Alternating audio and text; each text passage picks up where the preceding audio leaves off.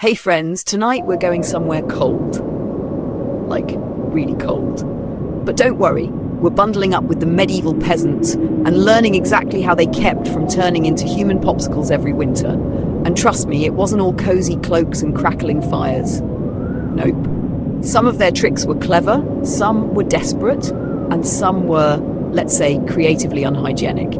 So grab a blanket, light a candle if you want to set the mood, and let me know in the comments where you're listening from and what the temperature is outside your window. As always, thank you for being here. Now, dim the lights, settle in, and let's ease into tonight's story, annoying things medieval peasants did to stay warm in winter.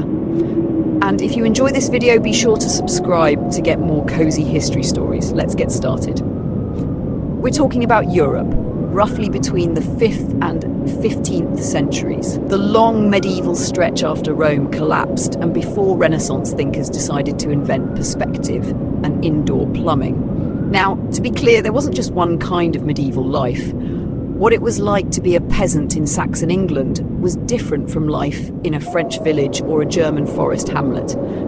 But some things were shared across the board: poverty, physical labour, and very little insulation. The average medieval peasant lived in a home made from wattle and daub, which is a fancy way of saying woven sticks covered in mud. The walls cracked. The wind found its way in. The roof? Thatched. And while charming in a storybook, a thatched roof in January could leak, mould, or even play host to rats. These homes were single-room structures, maybe 2 rooms if the family was lucky or ambitious. There were no chimneys early on, which meant smoke from the fire just drifted up into the air and into your lungs. Children coughed, eyes watered, but the fire kept you alive, so no one complained too much. Now let's talk about light, or the lack of it. Once the sun went down, peasants relied on oil lamps, rushlights, or the fire itself. Candles were expensive, windows were rare, and if they existed at all, they were small slits or holes covered with thin cloth, wooden shutters, or oiled parchment. Basically, once night fell, you stayed still, you wrapped up, you hoped you didn't have to pee. And speaking of bodily functions, there was no bathroom. You went outside to a pit if you were lucky, which in winter meant freezing your behind off. Hygiene was inconsistent. People washed, sure, but not like we do. Water was often cold, sometimes shared, and always scarce in deep winter when streams froze. Soap existed, but it was harsh and not widely available to the poor.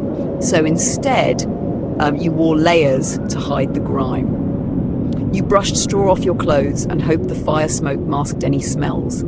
Peasants lived by the seasons. In summer and autumn, they harvested and preserved. In spring, they planted. In winter, they survived. There was very little work that could be done in the fields during the frozen months, so people turned inward. They mended clothes, they repaired tools, they told stories by the fire.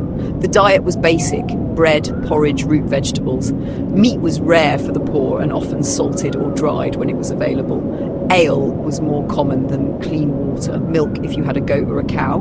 Eggs occasionally. If a feast day came around, you might have access to something roasted, maybe even with spices. But most days, your meal was beige and lukewarm. The social life of a medieval peasant in winter, it revolved around the household and the church. Churches weren't just religious centres, they were social hubs. Feast days, masses, markets, and sometimes protection in the cold. Priests might distribute alms or offer shelter to the truly desperate. And then there were the animals. Many peasant homes shared space with their livestock. Chickens wandered inside, a pig might root around near the fire. Cows were sometimes brought indoors at night to keep them from freezing, and bonus, to provide extra body heat.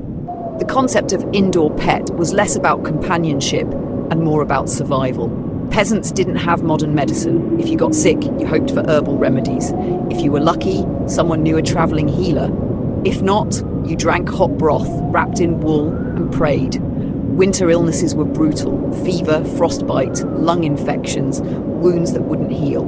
Many didn't make it to spring. So when we talk about staying warm, we're not talking about comfort, we're talking about survival. Every decision in winter was about preserving heat. Every chore was about keeping the family alive. And every peasant, whether in a windswept coastal village or a dense forest clearing, knew that warmth was the difference between life and death. Now imagine a world without central heating. electric blankets, or thick glass windows. A world where keeping your fingers and toes from going numb wasn't about luxury. It was about holding on to your ability to work, feed your family, and not lose limbs to frostbite. Peasants didn't just suffer through the winter, they planned for it. Every harvest, every preserved root, every bit of wool they could shear or trade for before the first snow was part of a strategy for not only surviving but making it through without disaster. Preparation wasn't optional, it was life insurance. And it wasn't just about firewood or food. Peasants had to think about how to store what they had so it didn't spoil. That meant burying root vegetables in the ground to keep them insulated, salting and drying meat, fermenting cabbage, turning milk into cheese. Your pantry wasn't a shelf. It was a wall of barrels, sacks, and buried clay pots. They had to think about clothing too. Wool was everything. It was warm even when damp, easy to work with, and could be layered for maximum insulation. Linen was used for underlayers, and fur, if you were lucky enough to have it, was a game changer. Even dog fur, by the way. Yes, that was a thing. Waste not, want not. They knew the value of every stitch and every thread. A single tear in your cloak could be the thing that lets the cold in deep enough to leave you ill for weeks. So clothes were patched and repatched. Hand-me-downs were treasured. A good pair of boots was worth its weight in silver. But all the preparation in the world couldn't stop the worst parts of winter from creeping in. The long dark, the hunger, the boredom, the chill that clung to your bones no matter how many layers you wore. And that's where creativity came in. Medieval peasants weren't passive victims of the cold. They were inventors, adapters, survivors. They built smarter fires, found clever ways to plug drafts, used their own bodies and the bodies of animals like heating units, turned ordinary chores into chances to get warm, transformed old fabrics into insulation, learned to read the signs of frostbite before they lost a finger. They even passed down oral knowledge, like which woods burned hottest, which herbs made the best warming broths, and which animal dung made the most efficient fuel. Yes, dung. We'll get there. So as we journey through the different ways medieval peasants stayed warm, remember this. Every method, every hack, every smoky, itchy, or mildly disgusting trick was born from necessity. Born from the quiet, stubborn will to endure. They didn't write guides or post tips online. But if they had, they might have called it How to Not Die in a Mud Hut in February, a beginner's guide. We're in a single-room cottage, maybe 10 feet by 15, made from a lattice of wooden poles slathered in mud, wattle and daub they called it.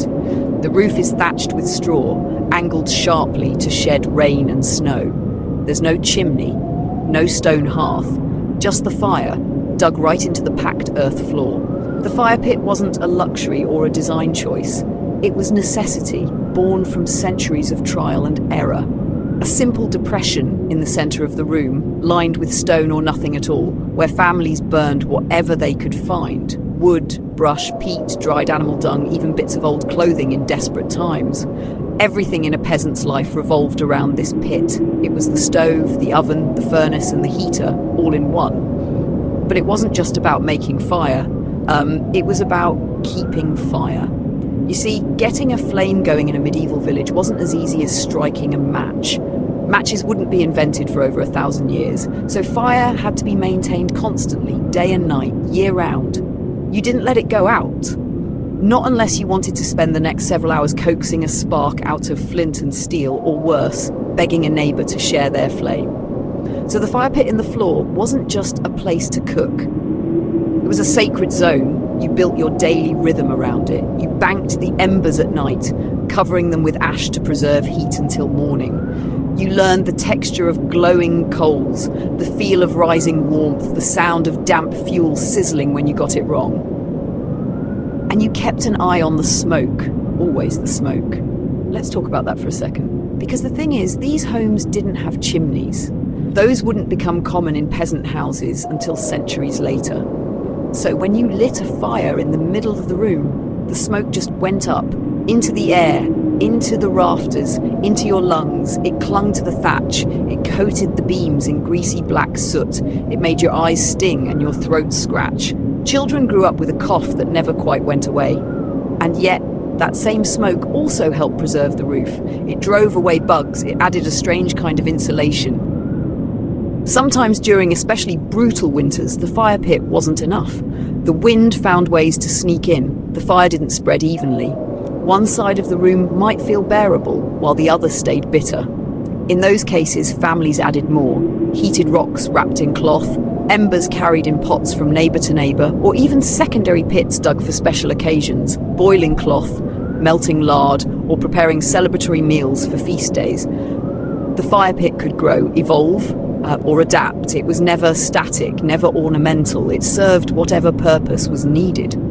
Sometimes in larger cottages, people built a smoke hood, a primitive funnel of wood and cloth to guide smoke out a hole in the roof. It didn't always work. Rain got in, birds nested, but it showed how important the fire pit had become, important enough to tinker with, to risk the roof for a slightly clearer breath. And then there's the social side of it. You didn't sit by the fire pit alone. It was the heart of the household, yes, but it was also the hearth, and that word meant something. Hearth wasn't just where the fire burned, it was where home happened. Children played near it, not too close. Women spun wool by it. Men dried wet boots and thawed stiff hands over it after hours in the field. The fire pit was where old stories were told, and new ones were made. It was where you stared into the coals when you were grieving, and where you felt closest to something hopeful when the sun hadn't risen in days. Even in the darkest months, December, January, February, when the earth felt frozen and the bones in your feet ached from cold, there was always the pit. Not always strong, not always bright, but alive. And in a world where life was often short, unpredictable and brutal, that meant everything. All right, friends, now that we've got the fire going and the coals are glowing nice and low, let's talk about what happened when the flames couldn't quite do the job alone. Especially during the deep, bitter nights when the wind sounded like wolves and the moon barely showed her face. We're talking about the bed, or more accurately, the shared bed, because despite what cosy historical dramas might show us, most medieval peasants didn't sleep in grand canopied beds with fur throws and feather pillows. They didn't even sleep alone. They couldn't afford to. In the medieval world, especially among the poor, warmth meant togetherness, sometimes in ways that might make us modern folks raise an eyebrow or two. Let's set the scene. You've got a one-room cottage. You've got the fire pit in the centre, its heat fading slowly into the walls. Outside, the wind is screaming like it's trying to claw its way in. The animals are uneasy. Snow is crusted against the door. And in the corner, raised off the floor with a rough frame of logs, there's a bed. Not a king-sized, perfectly square, symmetrical kind of bed. This one is a frame stuffed with straw, sometimes hay, maybe topped with rushes or sheep fleece if the family's doing all right. The mattress is a large cloth sack filled with whatever they could gather that year. Straw, moss, feathers if you were incredibly lucky. And it was full of people. Families slept together. Parents, children, maybe even a grandparent or two. Everyone climbed in, sometimes staggered in after long days, sometimes all at once if it was especially cold. It wasn't weird, it wasn't shameful, it was smart. Body heat is one of the most efficient insulators in the world, and peasants understood this better than most. You lose heat fastest from your hands, feet, and head, but you hold on to it longer if someone is beside you. So you slept shoulder to shoulder, back to back, sometimes head to toe. You curled in tight. You didn't waste space.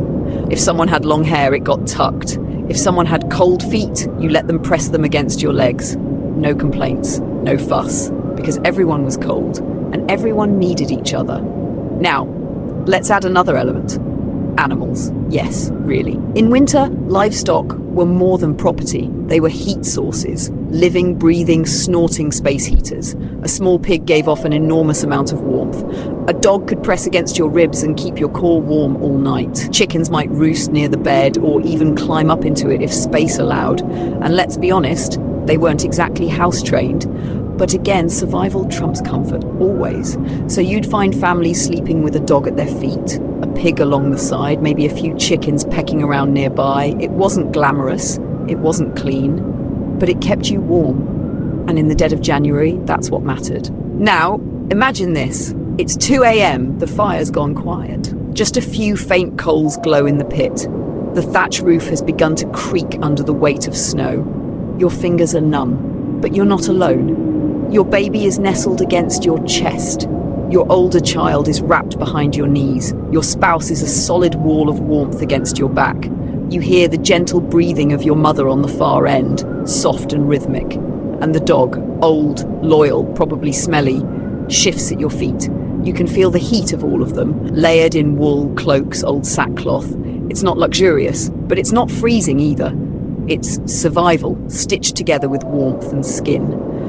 And while it might seem chaotic, there was often an order to it. Parents in the middle, children on the outer sides, the youngest held closest. The elderly kept furthest from the door, where drafts crept in. Sometimes there were furs, sometimes just layers of patched fabric, cloaks no longer wearable turned into patchwork quilts. And always the layers stayed on. No one got undressed to sleep, not in winter. You wore your clothes to bed, maybe even your shoes. You slept in your hood, your mittens, your belt still buckled. Because stripping down for sleep was a modern idea. Warmth mattered more than comfort, and sleep was a battleground. You weren't trying to relax, you were trying not to freeze. This closeness wasn't just physical, it was emotional. Families grew tighter in winter, quite literally. Nights were longer, days were darker. There was little to do once the sun set, but sit together and talk, or not talk. Just listen to the fire, to the wind, to each other breathing. Children grew up knowing the shape of their parents' limbs in sleep. Husbands and wives knew the rhythm of each other's breath better than their own dreams. Even tensions and arguments had to be put on hold. Because when the only thing keeping your toes warm was the leg of someone you argued with at supper, you learned to let it go, at least until morning. Now here's something else to think about. Beds were valuable. A good bed frame, even a simple one, was worth as much as a cow, sometimes more. If a family had a proper bed, it was usually passed down through generations. When you married, you might bring a mattress as dowry. And that mattress? It might be filled with hand-combed wool, saved for years. And believe it or not, some saw the closeness of winter sleeping as a blessing. There are old songs and oral traditions, fragments passed down in villages and sung beside the hearth, that speak of winter beds as sacred. That say a family that sleeps warm together stays strong through the hardest seasons. That children who grow up huddled beside their siblings are less likely to feel alone in the world. There's even evidence that warmth in sleep shaped emotional closeness, that bonds were quite literally built in the bed. In the quiet moments when no work could be done, when the tools had been put away and the bread was gone, families were just together, silent, breathing, warm. It wasn't glamorous, it wasn't ideal. But when you ask how medieval peasants stayed warm through those long wind-rattled nights, the answer is simple. They slept together, not out of luxury or comfort. Not because they had no other choice, but because over time they'd learned, through trial and bitter error, that the body of another person is a better blanket than wool. That closeness wards off more than just the cold. It fights loneliness, fear, the creeping anxiety that comes when the fire is low and the frost has crept up the wall. So tonight, if you're listening to this with someone you love, or a dog curled by your feet, or a weighted blanket pulled up tight, think of them. Think of those muddy little cottages and those brave, bone-tired peasants. Not just surviving, but surviving together. Now that we've talked about sleeping in shared beds and huddling together for warmth, let's drop down even lower, all the way to the ground, to the part of your body that medieval peasants were most at risk of losing to frostbite, the feet. Tonight's warmth method might not sound fancy. It's not glamorous. It's not a clever trick passed down in secret herbal scrolls or tucked away in medieval manuscripts. It's simple. They wrap their feet in cloth. Yep, just cloth. And when you think about it, that one quiet action, done night after night, day after day, probably saved more toes, more lives, and more walking power than just about any medieval invention. So, get comfortable, pull up your blanket, and let's ease into tonight's soft-footed story about what it really meant to step through winter in the year 900. Let's start with the boots, or what passed for boots. If you've ever walked through a cold house barefoot, you know how fast the chill creeps in. Now imagine doing that in a leaky hut, with snow creeping under the door, no socks, and shoes that were little more than stiff leather bags tied to your ankles. Because that's what most medieval peasants had. If they had shoes at all, peasant footwear wasn't like the fancy turn shoes of nobles or the tooled boots of mounted knights. It was basic, usually made from one piece of tanned leather, folded up around the foot like a pouch and tied with strips of hide or hemp rope. No soles, no padding, just a thin barrier between your skin and the frost-bitten earth. So what did they do? They wrapped old linen, torn rags, bits of wool too threadbare for clothing. All of it became foot wraps. In fact, the practice was so common across Europe that it lasted well beyond the Middle Ages. Russian soldiers were still wrapping their feet in portyanki up through the 20th century. In the medieval world, these cloth wraps were sometimes referred to in Latin texts as fasciae, bindings, though most peasants wouldn't have called them anything at all. They just used them. You take a square or long strip of cloth, fold it carefully, and begin wrapping from your toes upward. The goal wasn't just to add warmth, it was to trap heat, wick moisture, and create layers of insulation between your skin and the cold, wet leather of your shoe. And the wrapping had to be done well. Too loose, the cloth would bunch up, rub your skin raw, or slide off mid-step. Too tight, it cut off circulation, which, ironically, made your feet colder. So every morning, before heading out to chop wood or check on the livestock or walk the half-mile to church, you sat by the fire, warmed the cloth if you could, and wrapped with care. Right foot first, then the left.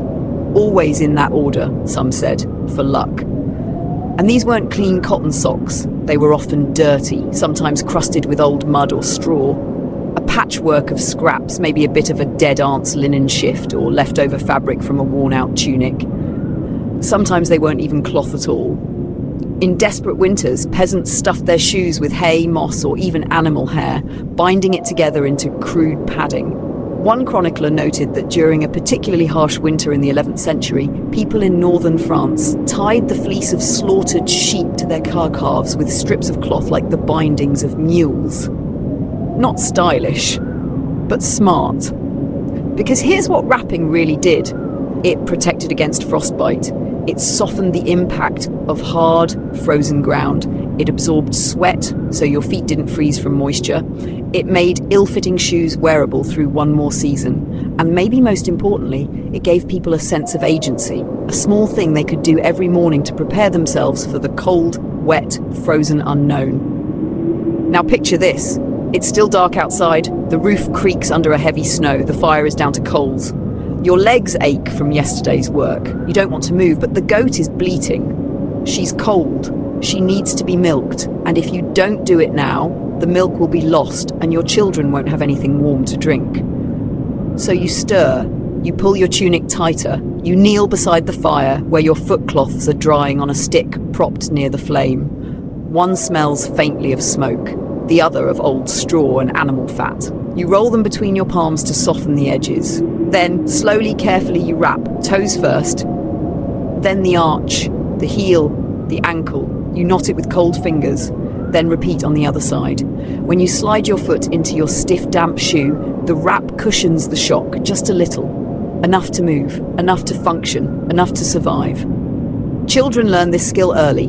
A 5-year-old in medieval England could wrap their own feet better than many adults today. It was passed down, not as a ceremony, but as part of daily life. Tuck the edge under, don't let it fold. Always use the dry one on the inside. Wool was best, but even the corner of an old sack would do in a pinch. Some families kept a bundle of clean wraps on a hook near the hearth. Others reused the same pair until spring. If you were lucky, you had one wrap to wear and one to dry. And if your wrap got wet in the field, you didn't panic. You stopped. You squeezed it dry. You rewound it, you kept moving. Because in a world without frostbite treatment, prevention was everything. There were little customs too. In Scandinavian villages, it was common to rub a bit of tallow, animal fat, on the feet before wrapping. It helped trap warmth and softened the skin. In some Slavic communities, women would add herbs like sage or thyme between layers, not for scent, but to ward off infection from blisters and sores. In Celtic areas, sheep fleece was prized. Not spun, just raw. You'd pluck it straight from the sheep, fluff it, and line your boots with it like a primitive insole. And if you were truly desperate, you used moss. Dry moss, if you could find it, was soft, absorbent, and surprisingly warm. Soldiers used it in later centuries for wounds, but peasants, they used it to survive icy roads and slushy fields. You'd stuff it between your toes, pack it around your heel, and bind it up tight with cord or twine. Messy? Yes. Effective? Absolutely. The interesting thing is, peasants didn't complain much about this routine. They didn't have time to. Wrapping your feet wasn't a chore. It wasn't even a winter task. It was just what you did, like brushing your teeth today, like plugging in your phone at night. Ordinary, essential, repeated until it became invisible. It was a small act of self-care in a world where very little was soft. And even though they might not have had wool socks or waterproof boots, medieval peasants knew one great truth that still holds up. Warm feet mean a warmer body. You lose heat fastest through your extremities. Keep your feet warm and your blood moves easier. Your hands stay looser, your jaw doesn't chatter quite so hard. Your heart has less work to do, so those cloth wraps, those scraps and rags and bits of wool, they were armor. Simple, homemade, passed from sibling to sibling, but armor nonetheless. There was another way to stay warm that didn't flicker like fire or curl up beside you in a bed, but it wrapped around you just as tightly. It followed you from sunrise to sunset through chores and frost and feast days. It was one of the first things you put on in the morning, and maybe the last thing you'd ever own. We're talking about patched cloaks and tunics, the medieval version of layering up in second-hand sweaters and prayer. Because in a world without puffer jackets or polyester fleece, fabric was your shield.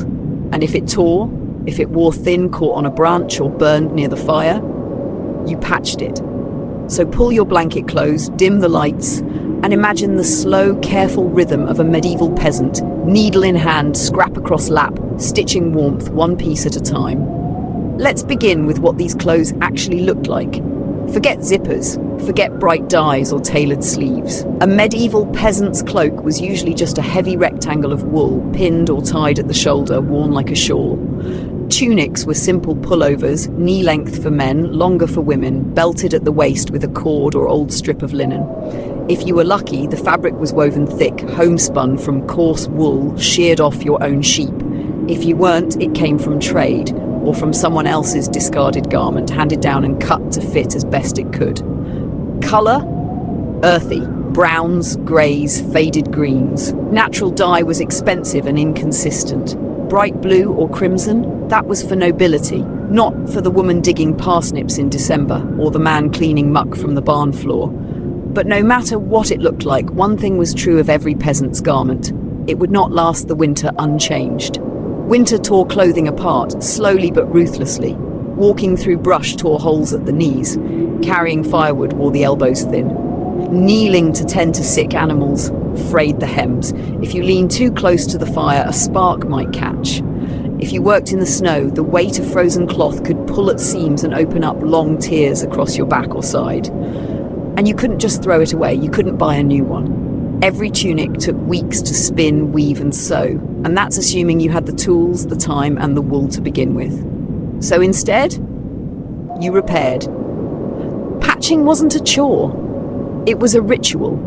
You did it by firelight, usually in the evening, when the day's labour was done and the stew was bubbling gently and your hands still had just enough strength to hold a needle. Most peasants didn't own sewing kits the way we think of them. No neat tomato pincushions or colourful spools. Just a few bone or bronze needles, maybe a bit of coarse thread pulled from unravelling another garment or spun roughly by hand. And scraps, lots and lots of scraps. Cloth was never wasted. If a tunic finally fell apart beyond saving, it was cut into smaller pieces. The softest bits became rags or bandages. The strong, still usable corners were tucked away in a small sack or wooden chest for future patches. These weren't matching pieces. A brown tunic might be patched with grey. A green cloak might have squares of tan, blue, or even purple, if you happened to trade for a noble's discarded garment in the market. Over time, these clothes became maps, stories, quilts of survival stitched together across generations. Children wore hand-me-downs that had already seen 5 winters. A cloak might start on a mother's back, then pass to her son, then be cut and reshaped for the youngest daughter, patched, repatched and hemmed anew with every change. Some families even had named garments, not for vanity, but to keep track. Take old oxhide, they'd say, when the weather turned sharp. He's thick enough to keep the wind off your chest. Or, don't forget wolf ear, he's got the big patch on the sleeve. Garments were known, trusted, shared. A well-patched cloak was respected, not because it looked elegant, but because it endured. And it wasn't just about holes. Sometimes you patched to add warmth, an extra layer across the chest, reinforcement at the knees. That wasn't fashion, that was insulation. You didn't line a cloak with fur for style. You did it because your bones ached from the wind and you needed something, anything, to keep the frost from reaching your heart. Peasants layered scraps on the inside of garments, tucking in old wool, worn linen, even animal hides. They tied bits of fleece inside their tunics like primitive padding. Sometimes they stitched patches not over damage, but in anticipation of it. Because by December, your clothes weren't just clothing, they were armor, and armor needs mending. Now let's talk aesthetics. To modernize, a patched medieval peasant might have looked like a bundle of walking rags.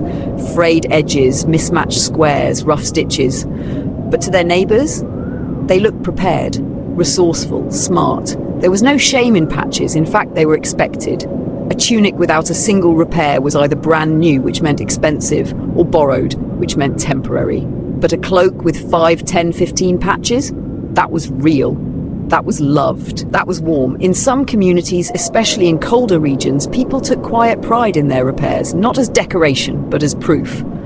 I have made it through another winter, the stitches whispered, and I am still here. And here's something else. Mending was often communal. Not always. Some people did it alone, late at night, stitching in silence while others slept. But in many households, especially in the heart of winter when the days were short and the nights were long, mending became a group activity. Someone stirred the stew, someone rocked the baby, someone trimmed fraying edges from a hood or checked the tightness of thread in a neighbor's sleeve. There's even evidence that in some villages, shared sewing circles formed, not in the way we imagine with tea and soft cushions, but huddled close around the fire, cross-legged on the ground, trading cloth scraps and stories in the smoky dark. It was survival, it was art, it was history sewn into every seam. And let's not forget, good patching could save a life. Imagine falling into a creek while collecting firewood. The ice breaks, you're soaked, you have a half-hour walk home, your boots are wet, your cloak is heavy. But your tunic? Patched with double layers, the wool holds some warmth, the linen underneath stays dry. You get home, strip down, hang your cloak by the fire and live another day. Or imagine your child gets sick, fever, chills. You don't have medicine, but you have old oxhide, the thick cloak with layers upon layers of stitched patches. You wrap her tight, press her near the fire and pray. She sweats, she shivers, but she survives. That's not luck, that's preparation. That's a patch in the right place sewn weeks ago when you were too tired to work, but did it anyway. So the next time you see a torn jacket, or a sock with a hole, or an old hoodie on its last leg, don't toss it. Think of the woman crouched near the fire, squinting at her needle in the dim light. Think of the man tying a strip of leather around his frayed cloak before heading into the sleet. Think of the child bundled in a patched tunic, hand-me-down of a hand-me-down, smiling because it's warm. Think of the patches, rough, crooked, mismatched, and absolutely vital. Because in the medieval winter, the warmth wasn't always in the fire. Sometimes it was in the thread. Of course, not all patches were created equal. Some were functional, slapped on quickly with crooked stitches, barely holding together a sleeve worn down from chopping wood or hauling water. Others were done with care, precision, love. The kind of patch you sew slowly on a quiet evening when there's still a little bit of light left and the stew doesn't need stirring for a few more minutes. Mothers patched their children's sleeves with fabric saved from their own childhood garments. A father might patch the knee of a tunic for his eldest son and hand it down to the youngest when the time came. Over time, a single tunic could hold the stories of a whole family, worn for first steps, for a child's first winter, for a wedding, even for a burial. Some peasants sewed simple designs into their patches, a little X for strength, or a leaf shape, or the outline of a star. These weren't decorations for beauty's sake, they were reminders. This tunic has served. This cloak has endured. The act of patching could even be emotional. In the deepest part of winter, when the air hurt your lungs and the mornings were too dark to tell dawn from dusk, someone might sit beside the fire holding a familiar old sleeve in their lap, stitching a new piece into place, not because they had to, but because doing so meant someone would still be warm tomorrow. It was an act of faith, a tiny resistance against the cold. And in a world where grief came often and quickly, where children didn't always make it to adulthood, and neighbours sometimes vanished between seasons, a patch could be something sacred. A father might hold on to his daughter's cloak for years after her passing, mending it out of memory, not use. A widow might wear her husband's tunic beneath her own cloak, hidden from view but pressed close to her heart, reinforced with loving hands.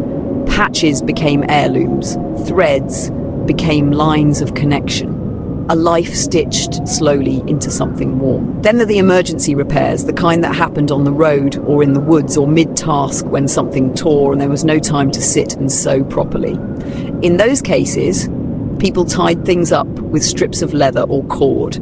They pinned broken seams with thorns or wooden toggles. A frayed hood was better than no hood.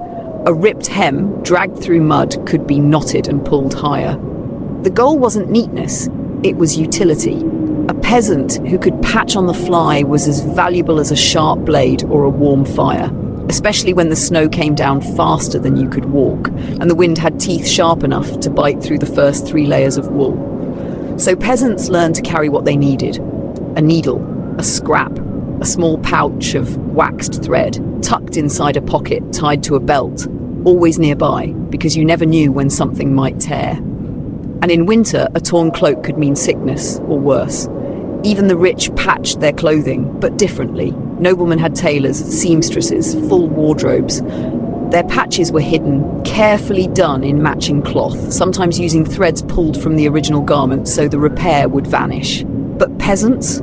They wore their patches loudly, and not because they wanted to, but because they had to, because they couldn't afford dye to make it match, because every scrap of usable cloth had to be used, regardless of its colour or shape or origin. So over time, tunics began to look like patchwork quilts. Uneven, chaotic, but strong, unapologetic, real. And in some villages, especially during hard winters or after poor harvests, you could tell how a person was doing just by their clothes. More patches meant more wear, more use, more years of survival. A tunic without holes? Suspicious. A cloak without stitches? Brand new or stolen or borrowed. But one covered in layers? That was earned. And when spring came, when the ice finally cracked and the mud returned, when the sheep were sheared and the linen aired out to bleach in the sunlight, people would still keep patching. Because even then, even in the gentler seasons, you were only ever one storm away from cold. One injury, one unexpected frost. So they stayed ready. They kept their scrap piles full. They taught their daughters to sew strong seams. They taught their sons how to tie a binding stitch when the wind cut sharp on a long walk home. They knew that winter always came back. And when it did, you'd want your old friend, that patched cloak, that familiar tunic, waiting for you by the fire. And that patched cloak? Well, it didn't always stay on your back. Sometimes, when the cold crept in too fast and the wind found the cracks in the door before you could even get to it, that same cloak was taken off and hung across the entryway, draped over the door, stuffed into the seams around the window hole, pressed into place like a woolen shield between you and the freezing breath of the outside world. Because when the cloak couldn't warm a body, it warmed a room. Tonight we're talking about another quiet act of medieval brilliance, hanging cloth and cloaks over doorways and windows to keep the cold from getting in. Let's go back to the cottage. You know the one, single room, drafty, smoky, built with wattle and daub and never quite sealed shut. The fire pit glows softly. Your patched tunic is wrapped tight around your chest. Your feet are bound in wool rags. You've done everything right. And yet, the wind still comes. It pushes under the door, slips through the gaps where the wood is warped with age and wet. It finds that tiny hole in the wall where the daub fell away last spring. It presses against the window's slit. Not glass, of course, but oiled parchment or rough linen stretched over a wooden frame. And it gets in. That's when you reach for the cloak, or maybe the old sheet, or the patchwork scrap your grandmother used to carry onions in. Doesn't matter. What matters is this.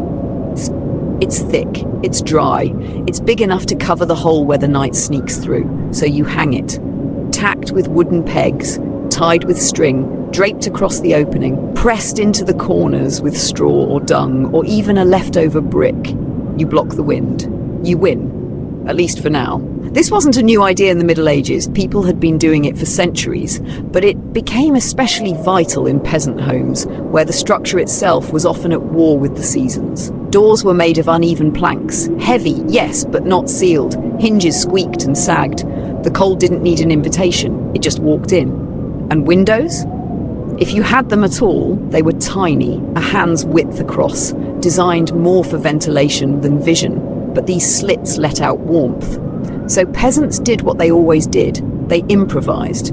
They took cloaks that had been worn thin at the shoulders and pinned them across the window frames. They hung old tunics over the inside of the door. They layered one cloth over another, maybe a damp hide behind a woven mat, maybe a sheet behind a wool curtain, creating makeshift insulation one step at a time. Sometimes they even built fabric doors. That's right. In particularly cold areas, peasants would hang heavy fabric like a curtain over the doorway, inside the door itself. This second layer trapped heat, created a tiny buffer zone, and softened the blast of cold air every time someone came in or out.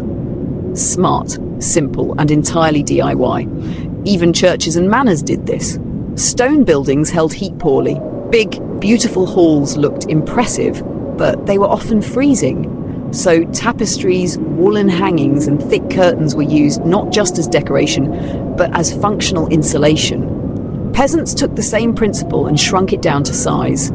They might not have grand woven wall art, but they had scraps, they had cloaks, and they had the will to stay warm. Because every patch of fabric added to a wall or door helped, every piece mattered. And it wasn't just about hanging fabric, it was about choosing the right fabric. Wool was best. Thick, dense. Even if it was scratchy and worn, it held heat even when damp. Linen helped too, especially if it had been folded multiple times. Fur, rare and precious, could be used in corners, pressed into cracks, pinned around window edges with small wooden stakes. The layering mattered. One peasant might hang their old cloak vertically over the door, then tuck bits of straw around the edges, then drape a smaller wool scrap over the top like a cap. If you were really clever, you'd press the bottom edge of the hanging cloth into the dirt floor itself, using the house's own earth as a natural seal. Some even built wooden rods above the doors to hang these curtains more easily, though in many cases it was just a stick tied with hemp rope wedged between beams. Whatever worked. And if the wind still got through, you added more: blankets, mats, sacks, sheepskins, anything that blocked the air. Some families even named the cloths they used for this purpose: old grey, firewall, the blocker. You didn't wash them much, you didn't wear them anymore. They became part of the house, folded in summer, hung in winter, repaired when torn, mourned when lost. Because nothing was worse than losing a good door cloth in February. Nothing. It was work too. These cloths weren't permanent. If they got wet, you had to dry them by the fire, carefully so they didn't smoke or burn. If they froze, you had to thaw them before rehanging. If they sagged, they had to be retied. They were pinned, tied, looped, and adjusted daily. But every time someone walked past the doorway and felt less wind, every time a child huddled near the wall and didn't shiver, every time the fire's heat stayed in the room just a little bit longer, it was worth it. And so, while nobles had their tapestries, peasants had patched cloaks hung like shields. They didn't need dragons or saints embroidered in gold thread. They needed warmth. They needed fabric thick enough to fight a January wind. They needed wool that didn't judge, didn't cost a coin, didn't quit when the snow started falling sideways. They needed something between themselves and the dark. So tonight, when you close your windows with a soft click, when your heater kicks in automatically and the draft stops at the edge of the glass, take a moment to remember the hands that tied cloth across splintered wood, the eyes that watched the candle flicker as the wind pressed harder, the shoulders that lifted an old cloak one more time and said, "This'll do." Because sometimes the simplest things, a nail, a rope, a patch of wool, are the only walls you've got. And sometimes that's all it takes. But of course, Even with the door cloth hung and the fire pit glowing, even with the patched tunic and the straw-matted floor, sometimes the cold still found a way in. Because that's what winter does. It waits, it seeps, it finds the thin spots in your courage and the weak seams in your home and presses its frozen fingers inside. So you did what any sane person would do. You slept in everything you owned. No, not just your underlayers, not just a nightshirt and a cloak. I mean everything. Every tunic, every ragged scarf, every bit of wool and hide and linen you had left hanging from a peg or bundled in a corner. Because in the medieval winter, your wardrobe wasn't just for the day, it was your bedmate. Let's walk through it. The fire's down to embers. You've hung the cloak over the door. You've wrapped your feet in wool rags. Maybe you've even warmed a stone or two beside the coals. The baby's nestled in the straw, the animals are dozing, and the roof is holding, for now. But the air in the room? Cold as bone, so you begin to layer. First, the linen undershirt, scratchy yes, but better than cold skin. Then the tunic, maybe the patched one, maybe your work tunic, stained and stretched from months of use. Then another layer and another, a second tunic, a wool hood, a thick belt wrapped tight to trap heat close to the core. You pull on your leggings, rough spun wool or linen or both, and tie them at the knees with cords made from twine. And then the outer cloak, not worn over your shoulders now, but wrapped around your entire body like a cocoon, tucked beneath you, pulled over your head, your hands, your feet. Your breath fogs the air inside your own blanket. You smell fire, dust, your own sweat. You close your eyes and feel the warmth begin to build, tiny and stubborn. You don't undress, you don't disrobe. You sleep as you are. A fully wrapped bundle of wool, linen and silence. Modern ideas of pajamas, of flannel nightwear or soft cotton robes? Not a thing. You didn't change for bed. There was nothing to change into, and taking off clothing in the cold was asking for trouble. One chill down the back and you could be coughing for weeks. One exposed arm and the frost might take your fingers. Even in less dangerous conditions, the rule was simple. Clothing stays on. Day clothes, work clothes, cloaks, even boots sometimes. Especially if you had to be up early or were sleeping on wet ground. It wasn't just tradition, it was insurance, and there were tricks. A smart peasant knew which layers to wear closest to the skin. Soft linen underneath to wick away moisture, wool on top to trap heat. A fur collar if you had one to wrap around your neck. A hood, not just for walking to the field but for sleeping in, pulled low over your forehead and tied at the throat. Your hands? Covered with mittens or rags or the long sleeves of your tunic folded over and bound with twine. Your legs? Layered, wrapped, stuffed with straw if need be. And if you had any extra fabric at all, the old sleeve from a cousin's ruined cloak, the corner of a worn-out apron, you tucked it anywhere that felt the wind, down your chest, around your ankles, behind your back. You turned yourself into a fortress of fabric. Even children learned to sleep this way. From the time they were small, they understood. Don't take off your layers at night. It's not a game. It's not a dare. It's how you stay alive. A mother might wake in the night and check her child's hood, retie the cord, tuck the blanket more tightly around the small form curled beside her.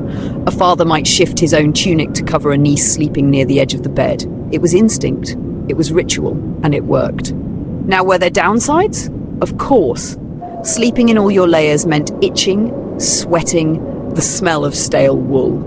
It meant limited movement. It meant waking up stiff, tangled in your own belt, or half strangled by your hood's drawstring. It meant sharing a bed with 3 other people also wrapped in full winter gear, bumping elbows and waking up in someone else's sleeve. But all of that, better than frostbite, better than lung rot, better than never waking up at all.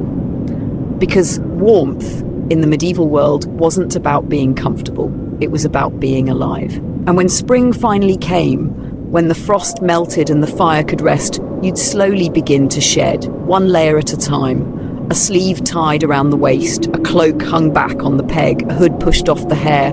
You'd stretch your arms for the first time in months, feel the sun on your neck, wash the sweat-soaked linen you'd worn all winter, shake out the straw from your boots. But you never forgot what those layers meant, and you always kept them nearby.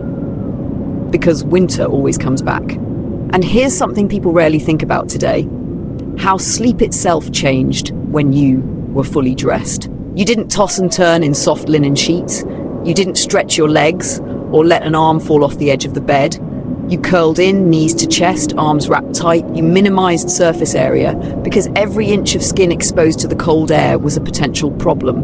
Even sleep position was survival. People slept like cats in winter, wound into themselves, every limb tucked in, sometimes with faces half covered by their own cloaks to trap their breath for warmth. The air you exhaled all night, it helped create a little microclimate inside your woolen fortress. Damp, yes, but warm. And if someone in the bed moved, rolled over, kicked off a layer, even breathed a little too hard, everyone felt it, because the shared warmth was fragile. And a sudden chill from an uncovered shoulder or a flailing hand could ripple across the whole bed like spilled water. You'd hear a sleepy grunt, a muttered curse, and then the tug of fabric being pulled back into place. In wealthier homes, or in regions where the winter hit especially hard, some garments were even made specifically for sleeping. They weren't separate outfits, more like sleep-optimized versions of daily wear. Longer tunics with reinforced hems, cloaks made from thicker wool, extra-wide sleeves for wrapping around the body. But for most peasants, there was no such distinction. You wore what you had. And if you had more, you wore more. If you didn't, you layered with straw, or tucked into a sibling's side, or pulled your feet under the dog at the edge of the bed and hoped he didn't get up before dawn. And there was something else, something no fire or blanket could quite replace. It was the feeling of weight. Not just emotional weight, though there was plenty of that in winter, but literal physical heaviness. The weight of layers upon layers of fabric pressing down. The cloak, the tunic, the ragged wool sleeve wrapped around your legs, the damp hood across your face. It kept you grounded, tethered, held in place by the memory of every stitch, every patch, every rough seam that had kept you warm one more night. That weight meant safety. That weight meant sleep.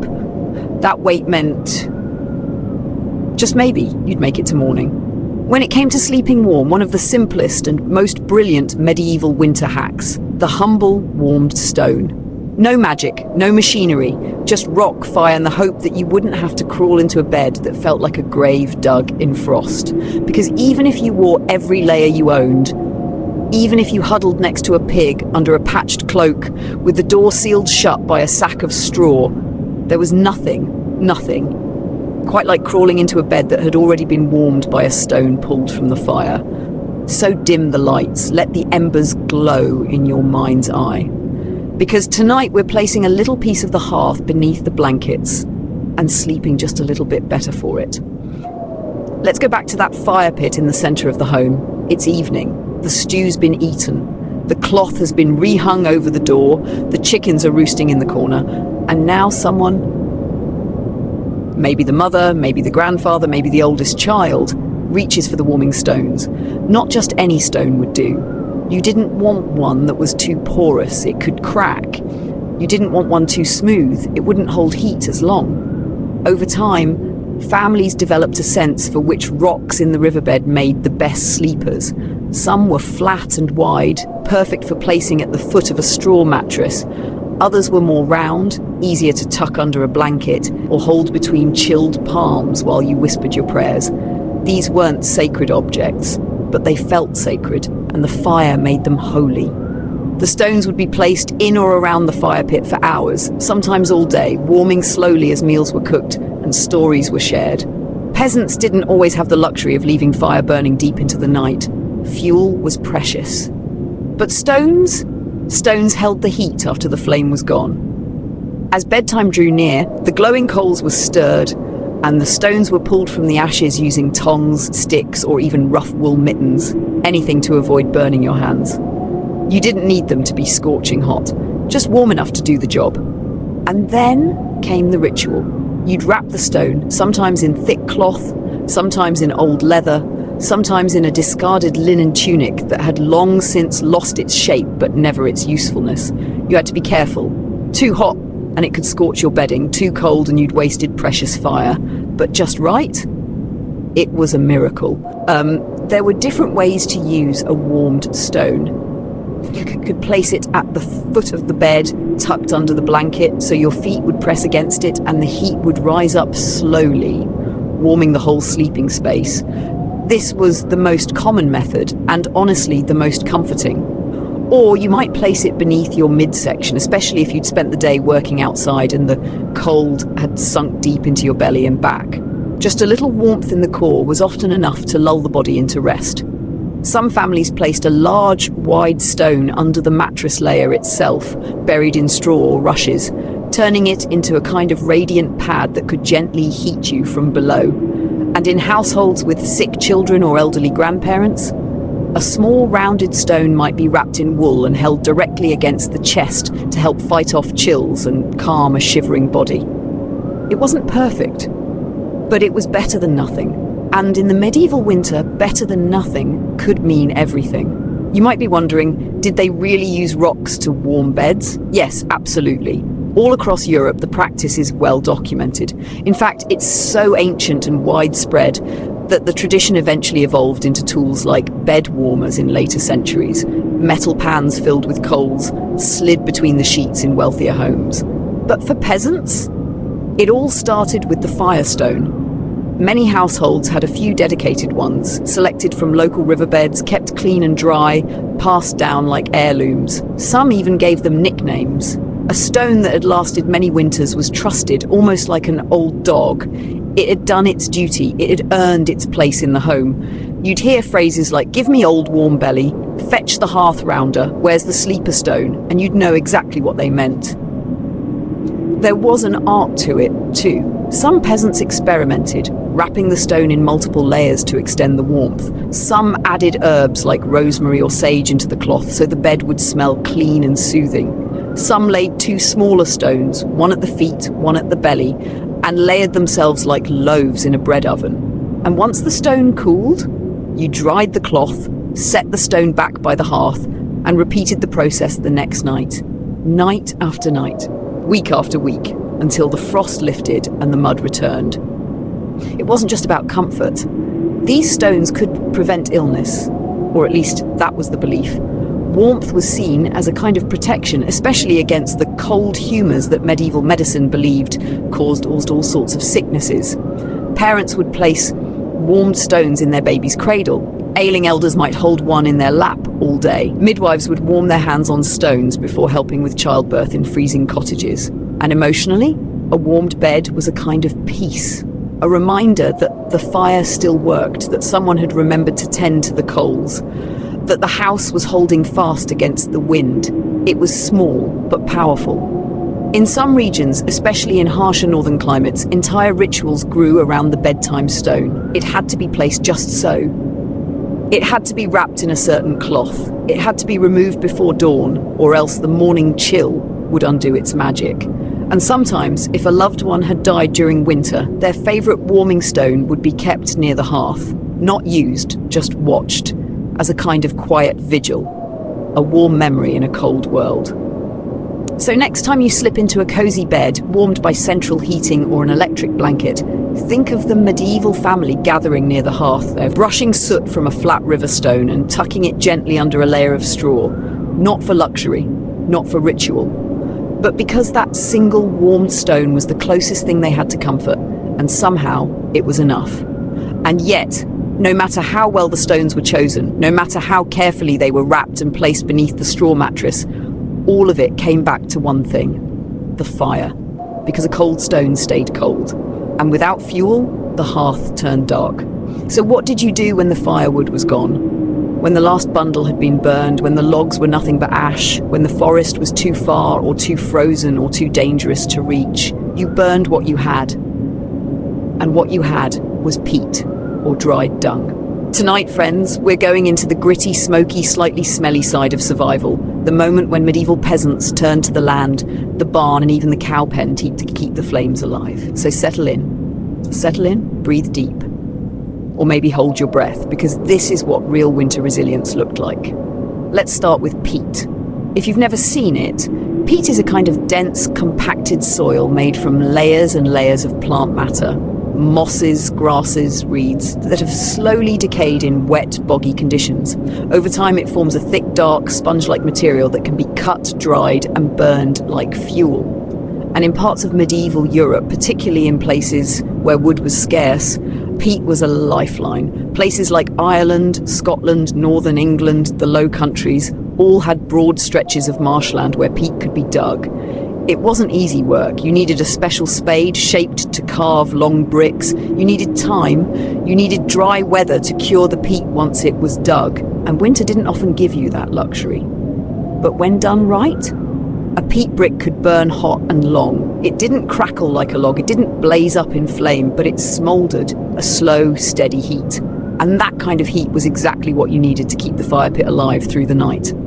Some households stored stacks of dried peat near the doorway under a lean-to or inside a shed made from salvaged timber. A well-stocked peat pile was treated with the same reverence as a pantry full of root vegetables. It meant security, it meant warmth, it meant you weren't going to freeze. At least, not yet. And yes, it smelled. A little earthy, a little smoky. If it was too damp, it smoked more than it burned, but people got used to it. The smell of peat wasn't offensive, it was comforting, familiar. It meant someone had planned ahead. It meant someone had worked the bogs during the summer, sweating in the mud, stacking the blocks, drying them in the sun, all for this moment, midwinter, cold seeping into the bones, and a single peat brick placed on the coals to keep the fire breathing. But not everyone had peat. What if your village didn't sit near a bog? What if the earth was too rocky, or the marsh too far, or your body too old to dig and haul that many pounds of wet, crumbly soil?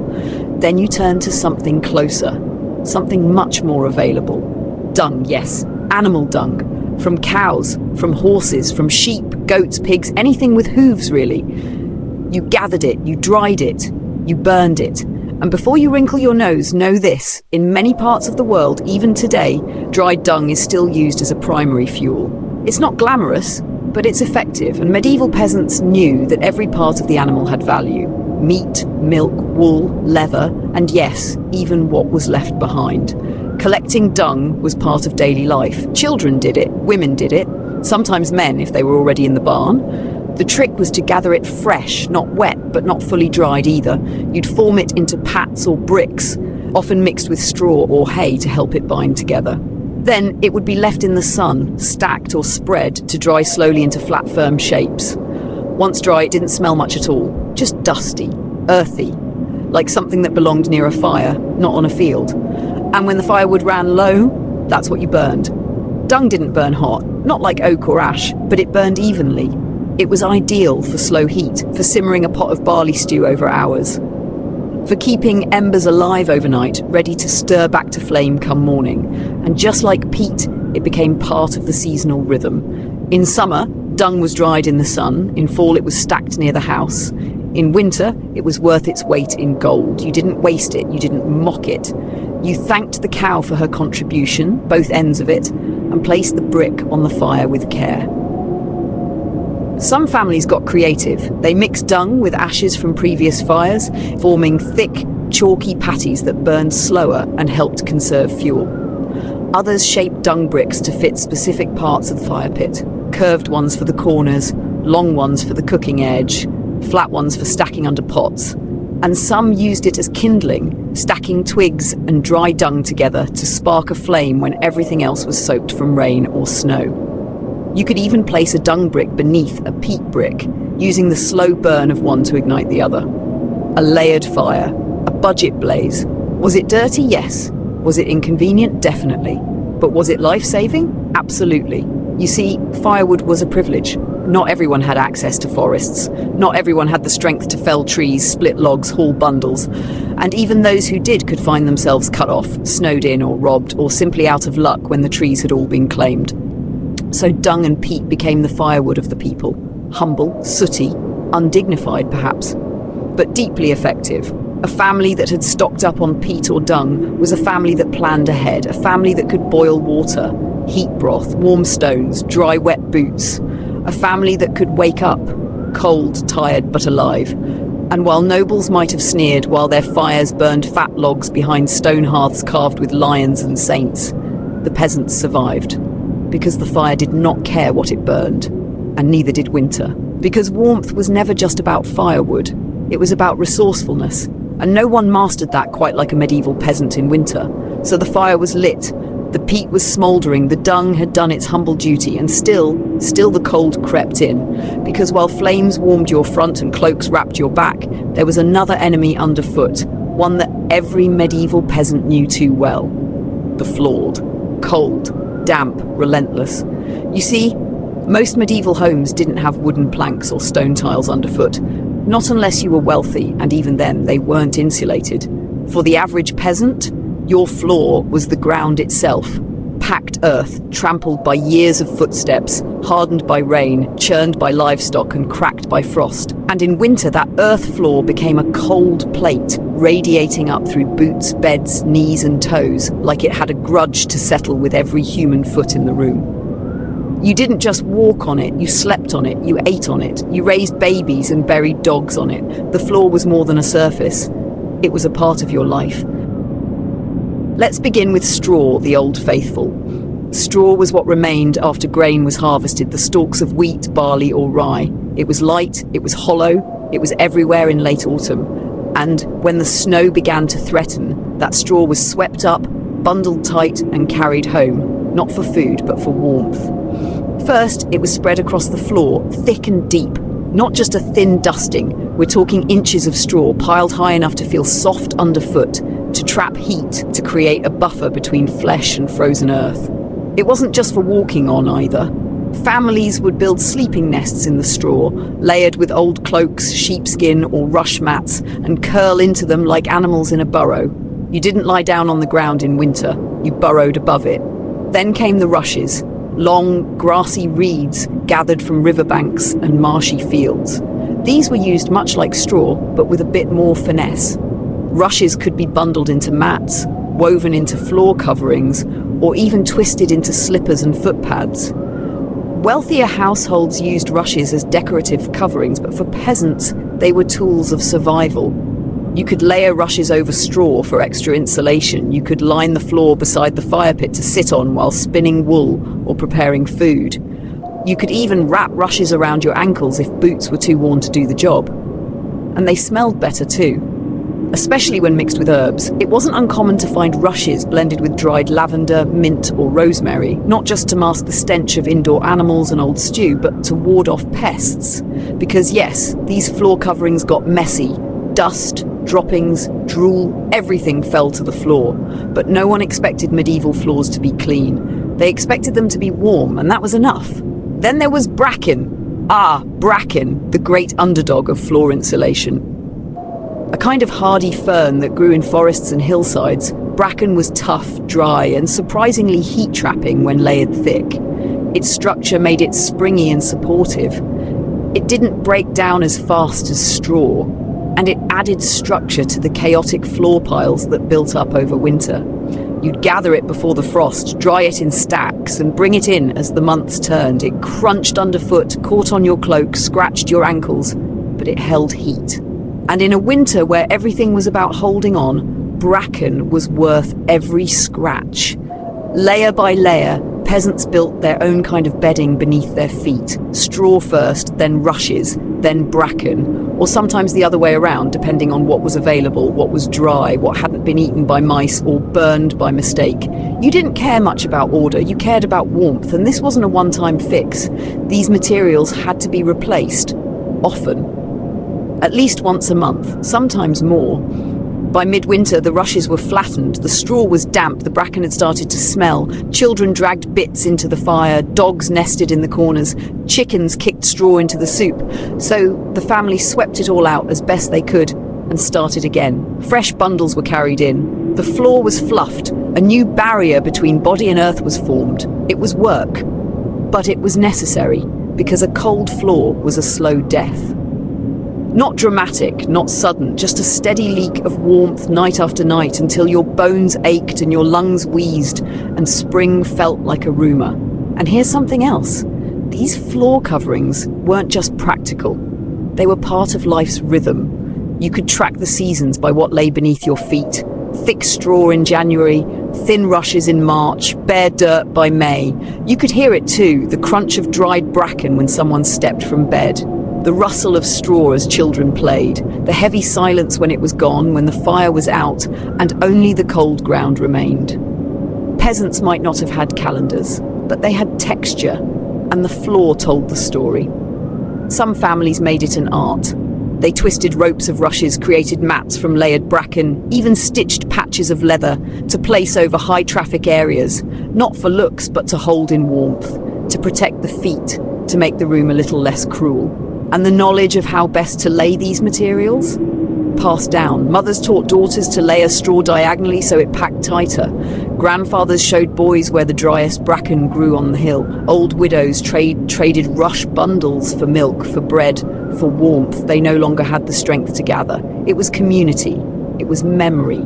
It was survival. So yes, while nobles danced on tiled floors and monks walked stone cloisters, the peasant family laid down straw and bracken and rushes, and under it all, they laid down their hope, because maybe, just maybe, if the floor stayed warm, the fire would hold. If the fire held, the soup would boil. If the soup boiled, the cough would ease. If the cough eased, they'd all see spring again. And even though the floor was never perfect, always shifting, always needing more, it became part of the home in a way that wooden boards never could. It made sound. It had texture. It held the stories of everyone who passed over it. You could tell who had woken first by the sound of rustling bracken. The father's heavy boots, the mother's soft steps, the skitter of children digging for warm stones or forgotten crusts of bread. The floor breathed. It wasn't something beneath you, it was you. Because in that home, nothing separated you from the earth. And that meant nothing separated you from the cold, unless you built it, straw by straw, reed by reed, leaf by leaf. In the evenings, as firelight flickered against the walls and the wind began to howl through the shutters, the floor became a kind of stage. Grandmothers settled down on the rushes to spin yarn by hand. Toddlers crawled after chickens that had wandered too close to the warmth. Old men sat with their backs to the hearth, sharpening blades or carving spoons, tucked into the straw like foxes in a nest. Sometimes families laid extra cloth on the bracken. Blankets too ragged for bedding, scraps of wool saved from the last shearing. It didn't matter what colour they were or whether they matched. What mattered was layering, always layering. Peasants understood insulation like it was second nature, not as a science, but as a way of life. And yet the cold still tried to sneak in, from under the door, through the cracks in the wattle walls, around the seams of the thatched roof. That's where the floor coverings helped most. Not just underfoot, but all around. Bracken was pushed into corners. Straw was packed along the edges of the walls. Rushes were tucked near the fire pit where water sometimes seeped in. It was like building a nest inside your own home, a constant process of adding, patching, replacing. Because if you let it go too long, if the bracken flattened or the straw turned to sludge, the warmth disappeared. One layer at a time, the cold would creep back in. But when it worked, when the fire was glowing and the peat was burning slow and the straw was fresh beneath your feet, it felt like a miracle. The children stopped shivering, the soup stayed warm, the cough faded from the old man's chest, and even if the night was long and the wind moaned through the trees, the home, that small, muddy, drafty home, became a place of safety. Because warmth wasn't just fire. It was planning, it was presence, it was the crunch of dry rush under bare feet. It was the scent of bracken and mint rising in the night. It was the small miracle of not waking up cold. And so, if you'd stepped into one of these homes at night in the heart of winter, you might not have noticed anything beautiful. No clean lines, no polished wood, no fine tiles. But if you looked closer, you'd see something better. You'd see layers of care, straw placed with intention, bracken harvested with aching hands, rushes spread and turned, scraps tucked into corners like secrets. And in that simple act, that layering of nature against nature, you'd see a family fighting for warmth in the only way they knew how. Softly, quietly, together. And still, no matter how thick the straw, how warm the stones, or how slow the dung bricks burned in the hearth, the cold found its way in, through the seams of a fraying tunic, beneath the raised hem of a woolen cloak, along the ridge of a spine pressed too close to the wall. Cold was clever. It slipped through laughter. It lingered in silence. It clung to bare fingers and blue toes. So peasants did something deeply human, maybe the most human thing of all. They drank something hot. Because when you couldn't add more layers, when you'd already burned the last bit of peat, when the wind sounded like it was trying to tear through the thatch and the only light came from a faint red ember, you reached for a bowl or a mug or sometimes just a ladle and you drank the warmth. Let's talk first about ale, the drink of choice in nearly every medieval home. Water wasn't always safe. Wells could be contaminated. Streams could carry disease. Snow melt might be clean in the Highlands, but in a crowded village, trust was hard to come by. So people drank ale, not strong beer, but a weaker, lightly fermented brew known as small ale. It had just enough alcohol to kill bacteria, just enough body to give a hint of calories, and just enough warmth when heated over the hearth to thaw out your chest. Yes, you heard that right. Medieval people heated their ale. Not always, not every day, but on the coldest evenings, a warm mug of ale was more than just tradition. It was medicine. You'd pour it into a battered clay cup or a wooden bowl, maybe add a dash of honey or a few curls of dried ginger root if you were lucky enough to have it. And then, hands wrapped around the mug, fingers steaming in the firelight, you drank, slowly, gratefully, not for pleasure, not to forget your troubles, but because hot liquid kept you alive. And it wasn't just ale. On days when meat had been boiled or scraps of bones had been stewed down to nothing, peasants would drink broth, thin, rich steaming, made from whatever was left, marrow bones, bits of carrot, a turnip if one had survived the cellar. This broth, often drunk right from the pot, was a lifesaver. It gave strength to the sick, it soothed chapped lips, it spread heat from the throat to the belly, all the way to the fingers. Sometimes herbs were added, sage, thyme, parsley, even nettles if they were dried and saved from the warmer months. Mothers gave broth to babies, grandmothers fed it to dying husbands, and strong young sons drank it before braving the frozen fields at dawn. It was humble, but it was holy, and every sip was a little bit of light in the dark. Then there was spiced cider, or as some called it, mulled apple drink. Not common in every village, but in places where apples were plentiful and a few spices had been traded in from the market, it was a seasonal miracle. Fermented apple drink, sweet, tart, and just enough to warm the cheeks, was heated in a pot with herbs or spices, cinnamon if someone had a rare stick from the east, or cloves saved from a wedding chest, or nutmeg shaved like gold dust into a winter brew. Often, these drinks were saved for special occasions. The Feast of St. Nicholas, the turning of the year, the final day of harvest when the tools were hung and the snow threatened the edge of the field. And on those nights, with the cider simmering in a battered kettle, children pressed close to smell it.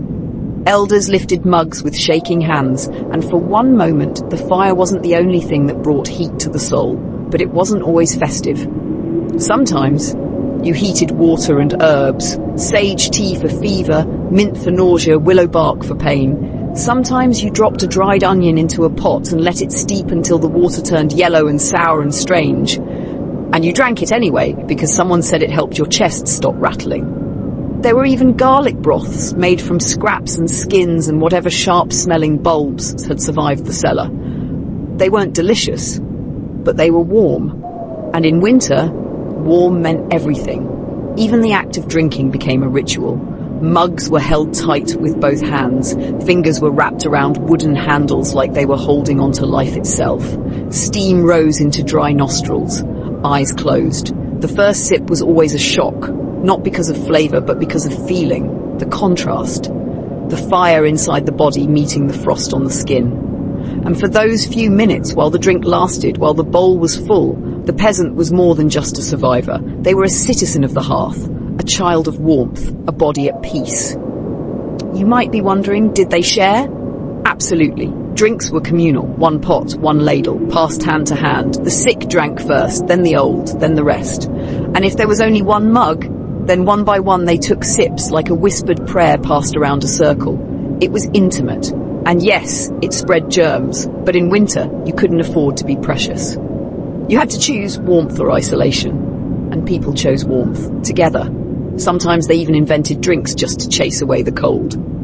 Possets, hot milk curdled with ale and spiced with herbs. Wassail, a festive brew of hot ale, apples, spices and toast. Griddle drip, a name given to the runoff from fried meats poured into broth turned into a salty, fatty, smoky cup of survival. These were not drinks of royalty, they were drinks of cleverness, of necessity, of scraping together whatever would boil. And so, in the dead of winter, when the animals were silent and the wind howled like a beast through the hills, the peasant's hand reached not for a sword or a spell, but for a cup. And inside that cup, the closest thing to comfort they had.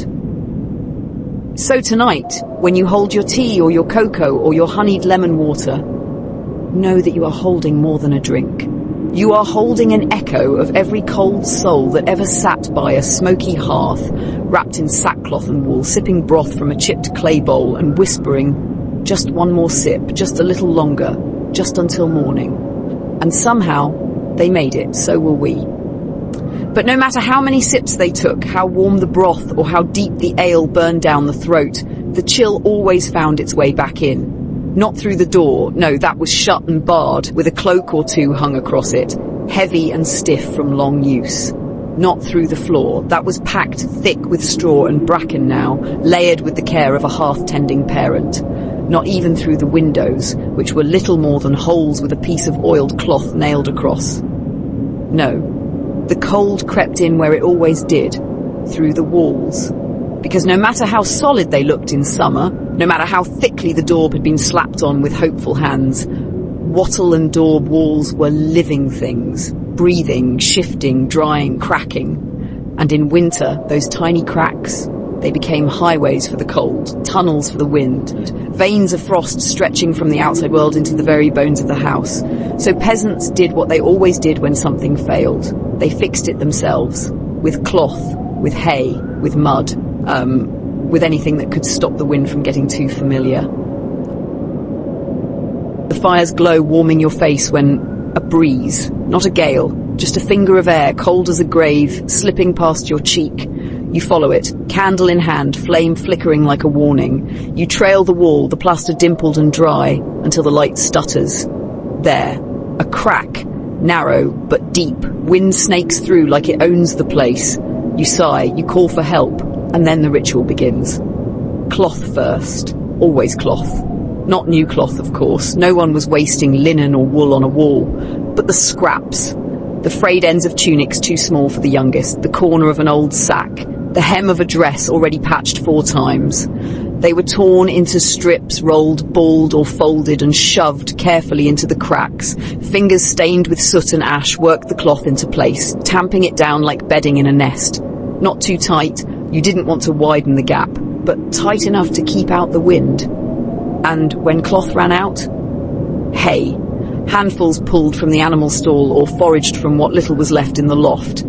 Coarse, scratchy, still smelling faintly of summer, stuffed into holes, packed into corners, tied into little bundles and wedged behind roof beams where the wind liked to slide down into the room. It stuck out like wild hair from the seams of the house, but no one cared. Because the moment it was in place, the temperature shifted, slightly but noticeably. The cold slowed, the walls stopped breathing so hard, and in that silence, a kind of safety returned. But for bigger gaps, the ones where the daub had fallen off in great dry chunks, there was only one answer. Mud. Yes, again. Mud. The very stuff the house had been built with, dug from the same ground, maybe even the same spot, years ago. A mixture of clay, dirt, water, and some kind of binder. Usually straw, sometimes hair, even dung when needed, mixed in a wooden bucket with a paddle or a hand until it became the same thick, tacky substance that had first formed the walls.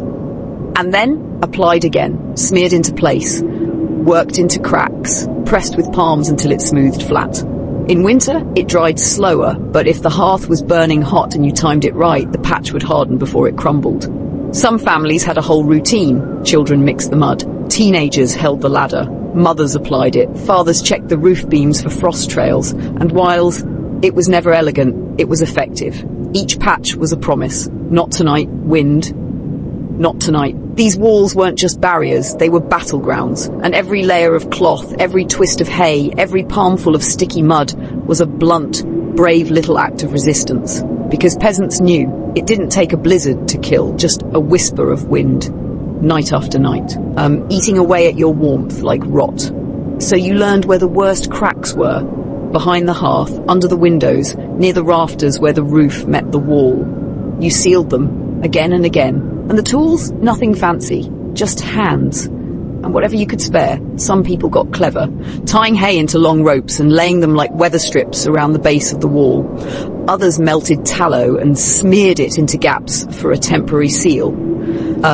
Some hung bundles of dried herbs along draft lines, hoping the scent would cheer the soul even if the cold still got through. And when all else failed, you moved your bed away from the worst wall, closer to the fire, tucked in beside the cow, because you couldn't stop the house from breathing, but you could teach it to exhale slightly warmer air. And when spring finally came, the cloth was pulled out, the hay thrown to the goats, the walls checked and patched for the next year. You never really fixed a wattle and daub house. You just made it behave. And so, my friend, we've wandered through the frost-bitten months of a world long gone, a world without heaters, without wool socks from the store, without thermostats glowing in the dark. A world where staying warm was not a comfort but a daily act of survival. We've sat by the hearth where peat smouldered low. We've watched broth bubble in iron pots, steam curling like prayer. We've tucked ourselves beneath layers of cloth, listened to the wind press against the daub, and stuffed cracks with hay by hand. We've slept beside the animals, shared heat with family, packed floors with bracken and walls with mud, and warmed stones to cradle our feet at night. And what's most beautiful in all of it, it wasn't just about the fire. It wasn't even about the warmth. It was about the will, the quiet determination of ordinary people who refused to let winter steal what little they had. They weren't inventors, but they were ingenious. They weren't wealthy, but they were rich in wisdom passed hand to hand, hearth to hearth. They endured with stories, with song, with craft, and with each other.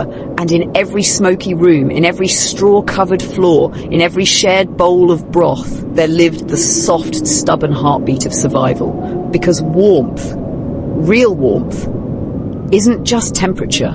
It's connection, it's ritual, it's the worn-out cloak your mother patched one more time. It's the fire your father never let die. It's the cup passed around and the song sung low and the child curled into your side. So tonight, as your room holds steady at 70 degrees, as your blanket pulls gently over your feet, take a moment to listen for them. The whisper of straw, the hiss of peat, the creak of old beams as they brace against the wind. And know this, you are warm tonight because others came before you who knew how to make warmth out of nothing but mud and cloth and love. Sleep well, you've earned it.